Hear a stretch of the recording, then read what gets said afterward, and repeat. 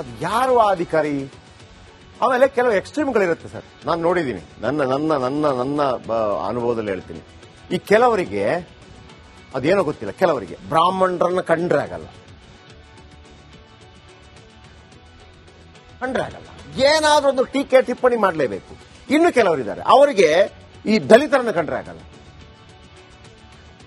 ಏನೇ ಇರಲಿ, ಅದು ಏನೊಂದು ಕೆಟ್ಟ ಹುಳುಗಳಿದೆಯೋ ಗೊತ್ತಿಲ್ಲ. ಎರಡು ಕಡೆ ಇದೆ, ನಾನಿಲ್ಲ ಅಂತ ಹೇಳಲ್ಲ ಸರ್. ಆ ಮೈಂಡ್ ಸೆಟ್ ಇರೋರು ಸಿಕ್ಕಿಬಿಟ್ರೆ ಈ ತರ ಬೇರೆ ಏನು ಬೇಕಾಗಿಲ್ಲ. ಆ ಜಾತಿ ಕೇಳಿದ ತಕ್ಷಣ ಒಂದು ಅಲ್ಲಿ ಒಂದು ಈ ಕಡೆ, ಒಂದು ಆ ಕಡೆ ಈ ಕಡೆ, ಎರಡು ಕಡೆ ನಾನು ಎಕ್ಸ್ಟ್ರೀಮ್ ಹೇಳ್ತಾ ಇದ್ದೀನಿ.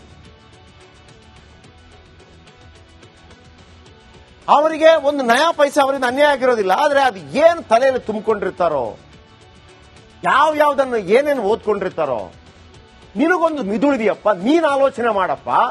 ಒಂದು ಕಾಲ ಹೇಗಿತ್ತು, ಈ ಕಾಲ ಹೇಗಿದೆ, ಯಾವ್ಯಾವ ದೇಶಗಳಲ್ಲಿ, ಎಲ್ಲಾ ದೇಶಗಳಲ್ಲಿ ಅದೇ ತರ ಇತ್ತು, ಕೇವಲ ಭಾರತದಲ್ಲಿ ಮಾತ್ರವಲ್ಲ. ಆಲೋಚನೆ ಬರೋದಿಲ್ಲ.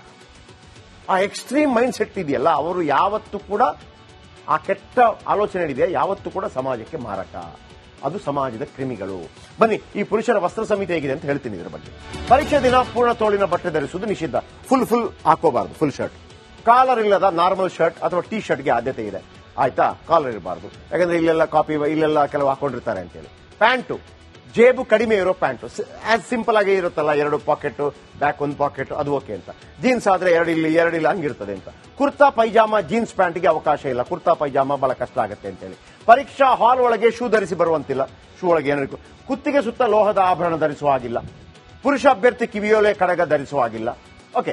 ಮಹಿಳೆಯರ ವಸ್ತ್ರ ಸಂಹಿತೆ ಹೇಗಿದೆ ಅಂತಂದ್ರೆ, ಕಸೂತಿ, ಹೂ ಬಟನ್ ಹೊಂದಿರುವ ಬಟ್ಟೆ ಧರಿಸಬಾರ್ದು. ದೊಡ್ಡ ಹೂ ಇದೆಲ್ಲ. ಪರೀಕ್ಷೆ ದಿನ ಪೂರ್ಣ ತೋಳಿನ ಬಟ್ಟೆ ಜೀನ್ಸ್ ಧರಿಸಬಾರದು. ಅರ್ಧ ತೋಳಿನ ಮುಜುಗರ ಆಗದಂತ ಬಟ್ಟೆ ಧರಿಸಬೇಕು. ಓಕೆ. ಮಹಿಳಾ ಅಭ್ಯರ್ಥಿಗಳು ದಪ್ಪ ಹೀಲ್ಸ್ ಬಳಸುವುದು ನಿಷೇಧ ಇದೆ. ದಪ್ಪ ಶೂ, ದಪ್ಪ ಚಪ್ಪಲಿ ಕೂಡ ಧರಿಸಬಾರದು. ಅತ್ಯಂತ ತೆಳುವಾದ ಶೂ, ಅತಿ ತೆಳುವಾದ ಚಪ್ಪಲಿ ಕೂಡ ನಿಷಿದ್ಧ. ಮಹಿಳಾ ಅಭ್ಯರ್ಥಿಗಳು ಲೋಹದ ಆಭರಣ ಧರಿಸಬಾರದು ಅಂತಿದೆ. ಲೋಹದ ಆಭರಣ ಅಂದ್ರೆ ನೀವು ಕಿವಿಯಲ್ಲೇ ಇದ್ರೆ ತೆಗಿಬೇಕು, ಉಂಗುರ ಇದ್ರೆ ತೆಗಿಬೇಕು, ಮೂಗುತಿ ಕೂಡ ತೆಗಿಸ್ತಾರೆ ಅಂತ ಅನ್ಕೊಂಡಿದ್ದೀನಿ ನಾನು. ಈಗೇನು ಚೇಂಜ್ ಮಾಡಿರಬೇಕು ಗೊತ್ತಿಲ್ಲ. ಆದ್ರೆ ಮಂಗಲಸೂತ್ರ, ಕಾಲುಂಗುರ ಧರಿಸಲು ಅವಕಾಶ ಇದೆ. ಈ ಹಿಂದೆ ತೆಗೆಸಿದ್ರು. ಅಂದ್ರೆ ನಾನು ಹೇಳಿದಿನಲ್ವಾ, ಕೆಲವು ಅಧಿಕಾರಿಗಳಿಗೆ ಹೆಂಗ್ ಆಲೋಚನೆ ಮಾಡಬೇಕು ಅಂತಲೇ ಗೊತ್ತಿಲ್ಲ ಅಂತ. ನನಗೆ ಅದೇ ಡೌಟ್ ಆಗೋದು. ಇವರು ದುಡ್ಡು ಕೊಟ್ಟು ಪಾಸ್ ಆಗಿರ್ಬೋದು ಅಂತ ಅನಿಸ್ತಾ ಇರುತ್ತೆ. ಎಲ್ಲ ಕೇಸ್ ಆಯ್ತಲ್ಲ. ಆಮೇಲೆ BMRC ಅಲ್ಲ, ಅವರು ಕೂತ್ಕೊಂಡು ಟೀ ಕೊಡ್ಕೊಂಡು, ಅಣ್ಣ ಏನು ಫುಲ್ ಇಲ್ವಂತಲ್ಲ ಸರ್ಕಾರಕ್ಕೆ, ಡಬಲ್ ಮಾಡಿ, 200 ರೂಪಾಯಿ ಮಾಡಿ ಅಂತ ಮೂರ್ಖರು ಆ BMRC ಅಲ್ಲಿದ್ದಾರೆ. ನೀವು ಏನ್ ಬೇಕಾದ್ರೆ ಕೇಸ್ ಹಾಕಲಿ, BMRC ಅಲ್ಲಿದ್ದಾರೆ ಅಂತವ್ರು. ಈ H. ವಿಶ್ವನಾಥ್ ಮೊನ್ನೆ ಹೇಳಿದ್ರಲ್ವಾ, ಈ ಗಾಂಜಾ ಸೇವನೆ ಯಾಕೆ ಜಾಸ್ತಿ ಆಗ್ತಾ ಇದೆ ಮಕ್ಕಳಲ್ಲಿ ಅಂತಂದ್ರೆ, ಅವರೊಂದು ಸ್ಪಷ್ಟ ಉದಾಹರಣೆ ಕೊಟ್ಟರು. ನೋಡ್ರಿ, ಕಾಲೇಜ್ ಹೋಗುವಂತ ಹುಡುಗರು ಒಂದು ಟೈಮ್ ಪಾಸ್ಗೆ ದುಡ್ಡಿರೋದಿಲ್ಲ, 75-85 ರೂಪಾಯಿ ಒಂದು ಬಿಯರ್ ಕುಡಿತಾ ಇದ್ರು. 2 ಬಿಯರ್ 160 ರೂಪಾಯಿ, ಅದು 250 ರೂಪಾಯಿ ಮುಗ್ದೋಗ್ಬಿಡ್ತಾ ಇತ್ತು. ಇಲ್ಲಿ ಕೂತ ಅಧಿಕಾರಿಗಳು, ಅಧಿಕಾರಿ ವರ್ಗ, ರಾಜಕಾರಣಿಗಳು ದುಡ್ಡು ಜಾಸ್ತಿ ಮಾಡ್ಬೇಕಲ್ಲ, 200 ರೂಪಾಯಿ ಮಾಡಿ ಬಿಯರ್ಗೆ, ಜಾಸ್ತಿ ಬಂದ್ಬಿಡ್ತದೆ ಆ ಐಡಿಯಾ. 600 ರೂಪಾಯಿ ಕೊಡಕ್ಕಾಗಲ್ಲಪ್ಪ, ನಮ್ಮ ಹತ್ರ ಇಲ್ಲ, ಅಷ್ಟು ಪಾಕೆಟ್ ಮನಿ ಇಲ್ಲ. ನಶೆ, ಏನೋ ಒಂದು ನಶೆ ಬೇಡ ಅಂತಂದ್ರೆ ಬಹಳ ಒಳ್ಳೇದು.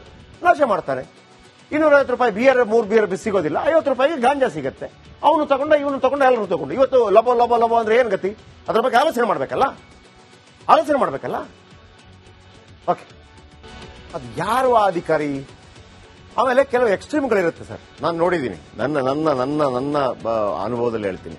ಈ ಕೆಲವರಿಗೆ ಅದೇನೋ ಗೊತ್ತಿಲ್ಲ, ಕೆಲವರಿಗೆ ಬ್ರಾಹ್ಮಣರನ್ನ ಕಂಡ್ರೆ ಆಗಲ್ಲ, ಏನಾದ್ರೂ ಒಂದು ಟೀಕೆ ಟಿಪ್ಪಣಿ ಮಾಡಲೇಬೇಕು. ಇನ್ನು ಕೆಲವರಿದ್ದಾರೆ ಅವರಿಗೆ ಈ ದಲಿತರನ್ನ ಕಂಡ್ರೆ ಆಗಲ್ಲ.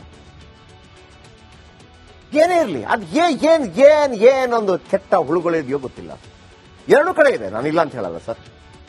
ಆ ಮೈಂಡ್ ಸೆಟ್ ಇರೋರು ಸಿಕ್ಕಿಬಿಟ್ರೆ ಈ ತರ ಬೇರೆ ಏನು ಬೇಕಾಗಿಲ್ಲ. ಆ ಜಾತಿ ಕೇಳಿದ ತಕ್ಷಣ ಒಂದು ಅಲ್ಲಿ ಒಂದು ಈ ಕಡೆ, ಒಂದು ಆ ಕಡೆ ಈ ಕಡೆ, ಎರಡು ಕಡೆ ನಾನು ಎಕ್ಸ್ಟ್ರೀಮ್ ಹೇಳ್ತಾ ಇದ್ದೀನಿ. ಅವರಿಗೆ ಒಂದು ನಯಾ ಪೈಸೆ ಅವರಿಂದ ಅನ್ಯಾಯ ಆಗಿರೋದಿಲ್ಲ. ಆದ್ರೆ ಅದು ಏನು ತಲೆಯಲ್ಲಿ ತುಂಬಿಕೊಂಡಿರ್ತಾರೋ, ಯಾವ್ದನ್ನು ಏನೇನು ಓದ್ಕೊಂಡಿರ್ತಾರೋ. ನಿನಗೊಂದು ಮಿದುಳಿದೆಯಪ್ಪ, ನೀನ್ ಆಲೋಚನೆ ಮಾಡಪ್ಪ. ಒಂದು ಕಾಲ ಹೇಗಿತ್ತು, ಈ ಕಾಲ ಹೇಗಿದೆ, ಯಾವ್ಯಾವ ದೇಶಗಳಲ್ಲಿ, ಎಲ್ಲಾ ದೇಶಗಳಲ್ಲಿ ಅದೇ ತರ ಇತ್ತು, ಕೇವಲ ಭಾರತದಲ್ಲಿ ಮಾತ್ರವಲ್ಲ. ಆಲೋಚನೆ ಬರೋದಿಲ್ಲ. ಆ ಎಕ್ಸ್ಟ್ರೀಮ್ ಮೈಂಡ್ ಸೆಟ್ ಇದೆಯಲ್ಲ, ಅವರು ಯಾವತ್ತೂ ಕೂಡ ಆ ಕೆಟ್ಟ ಆಲೋಚನೆ ಇದೆ, ಯಾವತ್ತೂ ಕೂಡ ಸಮಾಜಕ್ಕೆ ಮಾರಕ. ಅದು ಸಮಾಜದ ಕ್ರಿಮಿಗಳು. ಬನ್ನಿ, ಈ ಪುರುಷರ ವಸ್ತ್ರ ಸಂಹಿತೆ ಹೇಗಿದೆ ಅಂತ ಹೇಳ್ತೀನಿ ಇದರ ಬಗ್ಗೆ. ಪರೀಕ್ಷೆ ದಿನ ಪೂರ್ಣ ತೋಳಿನ ಬಟ್ಟೆ ಧರಿಸುವುದು ನಿಷಿದ್ಧ. ಫುಲ್ ಹಾಕೋಬಾರದು. ಫುಲ್ ಶರ್ಟ್, ಕಾಲರ್ ಇಲ್ಲದ ನಾರ್ಮಲ್ ಶರ್ಟ್ ಅಥವಾ ಟಿ ಶರ್ಟ್ಗೆ ಆದ್ಯತೆ ಇದೆ. ಆಯ್ತಾ, ಕಾಲರ್ ಇರಬಾರ್ದು, ಯಾಕಂದ್ರೆ ಇಲ್ಲೆಲ್ಲ ಕಾಪಿ, ಇಲ್ಲೆಲ್ಲ ಕೆಲವು ಹಾಕೊಂಡಿರ್ತಾರೆ ಅಂತೇಳಿ. ಪ್ಯಾಂಟು ಜೇಬು ಕಡಿಮೆ ಇರೋ ಪ್ಯಾಂಟು, ಆಸ್ ಸಿಂಪಲ್ ಆಗಿ ಇರುತ್ತಲ್ಲ, 2 ಪಾಕೆಟ್, ಬ್ಯಾಕ್ 1 ಪಾಕೆಟ್, ಅದು ಓಕೆ ಅಂತ. ಜೀನ್ಸ್ ಆದ್ರೆ 2 ಇಲ್ಲಿ ಹಂಗಿರ್ತದೆ ಅಂತ. ಕುರ್ತಾ ಪೈಜಾಮ ಜೀನ್ಸ್ ಪ್ಯಾಂಟ್ಗೆ ಅವಕಾಶ ಇಲ್ಲ, ಕುರ್ತಾ ಪೈಜಾಮ ಬಹಳ ಕಷ್ಟ ಆಗುತ್ತೆ ಅಂತೇಳಿ.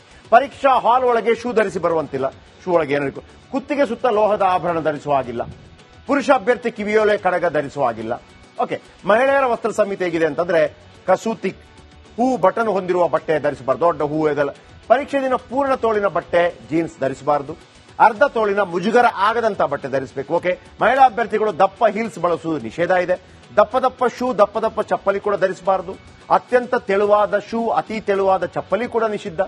ಮಹಿಳಾ ಅಭ್ಯರ್ಥಿಗಳು ಲೋಹದ ಆಭರಣ ಧರಿಸಬಾರದು ಅಂತಿದೆ. ಲೋಹದ ಆಭರಣ ಅಂದ್ರೆ ನೀವು ಕಿವಿಯೊಲೆ ಇದ್ರೆ ತೆಗಿಬೇಕು, ಉಂಗುರ ಇದ್ರೆ ತೆಗಿಬೇಕು, ಮೂಗುತಿ ಕೂಡ ತೆಗಿಸ್ತಾರೆ ಅಂತ ಅನ್ಕೊಂಡಿದ್ದೀನಿ ನಾನು. ಈಗೇನು ಚೇಂಜ್ ಮಾಡಿರಬೇಕು ಗೊತ್ತಿಲ್ಲ. ಆದ್ರೆ ಮಂಗಲಸೂತ್ರ, ಕಾಲುಂಗುರ ಧರಿಸಲು ಅವಕಾಶ ಇದೆ. ಈ ಹಿಂದೆ ತೆಗೆಸಿದ್ರು ಅಂದ್ರೆ ನಾನು ಹೇಳಿದ್ನಲ್ವಾ, ಕೆಲವು ಅಧಿಕಾರಿಗಳಿಗೆ ಹೆಂಗ್ ಆಲೋಚನೆ ಮಾಡಬೇಕು ಅಂದ್ರೆ ಗೊತ್ತಿಲ್ಲ ಅಂತ. ನನಗೆ ಅದೇ ಡೌಟ್ ಆಗೋದು, ಇವರು ದುಡ್ಡು ಕೊಟ್ಟು ಪಾಸ್ ಆಗಿರ್ಬೋದು ಅಂತ ಅನಿಸ್ತಾ ಇರುತ್ತೆ. ಎಲ್ಲ ಕೇಸ್ ಆಯ್ತಲ್ಲ. ಆಮೇಲೆ BMRC ಅಲ್ಲ, ಅವರು ಕೂತ್ಕೊಂಡು ಟೀ ಕೊಡ್ಕೊಂಡು ಅಣ್ಣ ಏನು ಫುಲ್ ಇಲ್ವಂತಲ್ಲ ಸರ್ಕಾರಕ್ಕೆ, ಡಬಲ್ ಮಾಡಿ, 200 ರೂಪಾಯಿ ಮಾಡಿ ಅಂತ ಮೂರ್ಖರು ಆ BMRC ಅಲ್ಲಿದ್ದಾರೆ. ನೀವು ಏನ್ ಬೇಕಾದ್ರೆ ಕೇಸ್ ಹಾಕಲಿ, BMRC ಅಲ್ಲಿದ್ದಾರೆ ಅಂತವ್ರು. ಈ H. ವಿಶ್ವನಾಥ್ ಮೊನ್ನೆ ಹೇಳಿದ್ರಲ್ವಾ, ಈ ಗಾಂಜಾ ಸೇವನೆ ಯಾಕೆ ಜಾಸ್ತಿ ಆಗ್ತಾ ಇದೆ ಮಕ್ಕಳಲ್ಲಿ ಅಂತಂದ್ರೆ ಅವರೊಂದು ಸ್ಪಷ್ಟ ಉದಾಹರಣೆ ಕೊಟ್ಟರು. ನೋಡ್ರಿ, ಕಾಲೇಜ್ ಹೋಗುವಂತ ಹುಡುಗರು ಒಂದು ಟೈಮ್ ಪಾಸ್ಗೆ ದುಡ್ಡಿರೋದಿಲ್ಲ, 75-85 ರೂಪಾಯಿ ಒಂದು ಬಿಯರ್ ಕುಡಿತಾ ಇದ್ರು. 2 ಬಿಯರ್ 160 ರೂಪಾಯಿ, ಅದು 250 ರೂಪಾಯಿ ಮುಗ್ದೋಗ್ಬಿಡ್ತಾ ಇತ್ತು. ಇಲ್ಲಿ ಕೂತ ಅಧಿಕಾರಿ ವರ್ಗ, ರಾಜಕಾರಣಿಗಳು ದುಡ್ಡು ಜಾಸ್ತಿ ಮಾಡ್ಬೇಕಲ್ಲ, 200 ರೂಪಾಯಿ ಮಾಡಿ ಬಿಯರ್ಗೆ, ಜಾಸ್ತಿ ಬಂದ್ಬಿಡ್ತದೆ ಆ ಐಡಿಯಾ. ಅವು 600 ರೂಪಾಯಿ ಕೊಡಕ್ಕಾಗಲ್ಲಪ್ಪ, ನಮ್ಮ ಹತ್ರ ಇಲ್ಲ, ಅಷ್ಟು ಪಾಕೆಟ್ ಮನಿ ಇಲ್ಲ. ನಶೆ, ಏನೋ ಒಂದು ನಶೆ ಬೇಡ ಅಂತಂದ್ರೆ ಬಹಳ ಒಳ್ಳೇದು, ನಶೆ ಮಾಡ್ತಾನೆ. 250 ರೂಪಾಯಿ ಬಿಯರ್, 3 ಬಿಯರ್ ಸಿಗೋದಿಲ್ಲ, 50 ರೂಪಾಯಿಗೆ ಗಾಂಜಾ ಸಿಗುತ್ತೆ. ಅವನು ತಗೊಂಡ, ಇವನು ತಗೊಂಡ, ಎಲ್ಲರೂ ತಗೊಂಡು. ಇವತ್ತು ಲಬೋ ಅಂದ್ರೆ ಏನ್ ಗತಿ? ಅದ್ರ ಬಗ್ಗೆ ಆಲೋಚನೆ ಮಾಡ್ಬೇಕಲ್ಲ. ಓಕೆ, ಅದು ಯಾರು ಆ ಅಧಿಕಾರಿ? ಆಮೇಲೆ ಕೆಲವು ಎಕ್ಸ್ಟ್ರೀಮ್ಗಳಿರುತ್ತೆ ಸರ್, ನಾನು ನೋಡಿದ್ದೀನಿ, ನನ್ನ ಅನುಭವದಲ್ಲಿ ಹೇಳ್ತೀನಿ. ಈ ಕೆಲವರಿಗೆ ಅದೇನೋ ಗೊತ್ತಿಲ್ಲ, ಕೆಲವರಿಗೆ ಬ್ರಾಹ್ಮಣರನ್ನ ಕಂಡ್ರೆ ಆಗಲ್ಲ, ಏನಾದ್ರೂ ಒಂದು ಟೀಕೆ ಟಿಪ್ಪಣಿ ಮಾಡಲೇಬೇಕು. ಇನ್ನು ಕೆಲವರಿದ್ದಾರೆ, ಅವರಿಗೆ ಈ ದಲಿತರನ್ನು ಕಂಡ್ರೆ ಆಗಲ್ಲ.